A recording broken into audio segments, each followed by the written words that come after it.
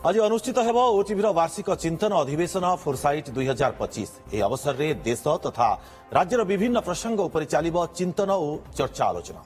देश और राज्यर विकास, राजनीति, स्टार्टअप, सिनेमा आदि प्रसंग में हेब मानस मंथन। यह कार्यक्रम में मुख्य अतिथि भाव जोगदेवे सुप्रीमकोर्टर पूर्वतन प्रधान विचारपति जस्टिस डीवाई चंद्रचूड़। या सहित विभिन्न प्रसंग में पैनेल डिस्कसन में सामिल हेबे जातीय और राज्य राजनीतिर बहु प्रमुख चेहरा। बहु युव उद्योगी मत विनिमय करने बेले ओटीवी फोरसाइट कार्यक्रम अन्यतम मुख्य आकर्षण साजिबे प्रख्यात बॉलीवुड अभिनेता दलीप ताहिल। 2011 मसीहारू ओटीवी आयोजन कर वार्षिक अधिवेशन फोरसाइट। चिंतन मंच गोटे प्रसंग अनेक एकाठी हेबे राज्य तथा देशर बछा बछा राजनेता। मत रखिबे सफल व्यवसायी, विशेषज्ञ और अभिनेता। हेब तर्क आ वितर्क, चलिब चिंतन, हेब मानस मंथन।